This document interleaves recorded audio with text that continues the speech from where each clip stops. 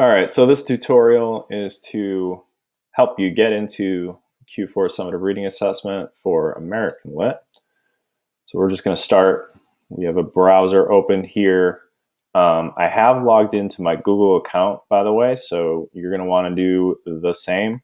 But really, if you go to just classroom.google.com right away, it should do the same. It should sort of force you to log into your Google account in order to access that.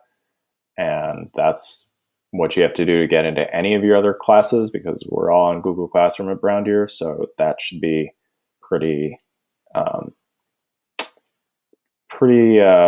well established by this point. So you're going to go there. You're going to go to Gold for American Lit. That is our class. Okay. And we're going to look for the Q4 Summative Reading Assessment. That is the assignment that we're going to want to complete. So we're going to click on that. So you guys have a slightly different interface than I do. So it should show you the instructions, but there are two parts to it. First is the free response. So what you have to do for that is you basically have to read Mary Roach's The Yuckiest Food in the Amazon, and it tells you the page numbers here. It's in collections 11, CR 83 to CR 90. And then you should do the multiple choice, and it tells you what you do for, so let's start with the free response. You're going to read Roach's text, The Yuckiest Food. And there's a lot of the reading assessment basically tracks the questions that are already in the close reader. So if you do the close reader and you read the text, you should be in pretty good shape. You can take notes on that, come back to it if you need to. So let's just make sure we can access the text. So the easiest way to get into the online textbook, just as a reminder, is to, if you go into classwork, I put it right at the top here. It's one of these important links, the sign-in link for Collections Online. You're going to click the sign-in. That should take you to the online textbook dashboard. Make sure you're in grade 11. Click the ebook. And so as I said, it's CR, make sure you get that CR in there. CR 83 is where you're going to want to go to. So you go to CR 83, make sure it's big enough that you can read it. And then you have the essay. The essay is all here. So you're going to read this. Read the whole essay. It's got some questions here asking you about tone. We've been talking about tone, how you establish tone, etc., etc. Read that. Okay. So you've read that. You feel good about it. You can keep it open. All right, keep it open. Then jump back into the reading assessment, which is what you're going to do. View that assignment. And you want to click on this template here. So this should be under your work. So in your interface for Classroom, it'll be under your work for this assignment. And so it asks you questions, right? What is the tone in the essay? And then, you can answer that. What is the purpose of the essay? And all of this, you can have this open while you're answering these questions. And so if you kind of followed along with the prompted annotations and short responses in here, maybe took notes on them on a separate sheet, this should be going pretty quick for you to just kind of jot your answers into here. Okay, and this is fillable, so you should highlight all the brackets and write in your responses. And that's how you do this.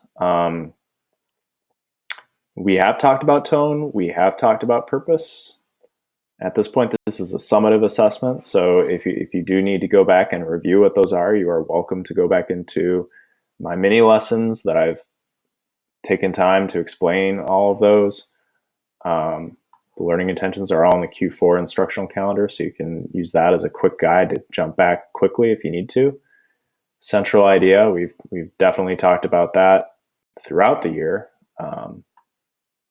Realism or naturalism, that was right at the beginning of this unit. We discussed those. So that is the first part, and it's actually most of the points. It's 50 of the 60 points that are in this summative reading assessment. So that's part number 1. So access the text, read it, make sure you understand it, and then go through and complete the reading assessment for your response. The second part is vocabulary. So that's the Google form that's attached to here. It is multiple choice, but before you click on that, okay, because you get one crack at that. So you get one attempt. It's not allowing multiple submissions on this. So please make sure that you understand the terms that are going to be asked about. And the best way to do that, okay, is if you go into classwork, because that organizes it by unit, we're in realism. I posted something on April 6th, so about a month ago.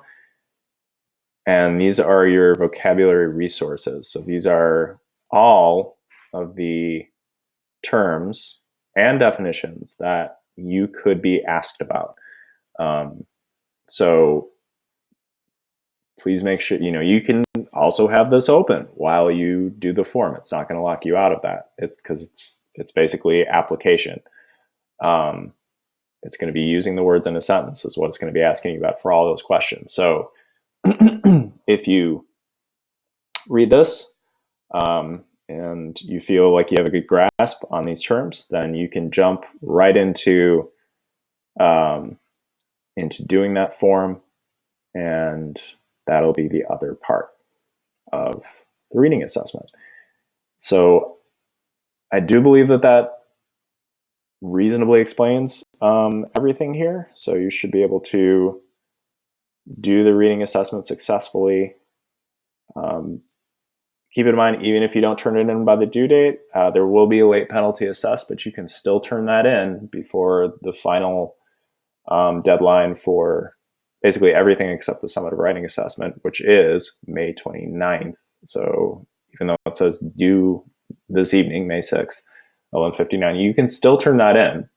And if you have some kind of extenuating circumstance, I know people have various things going on in their lives right now with the pandemic, etc.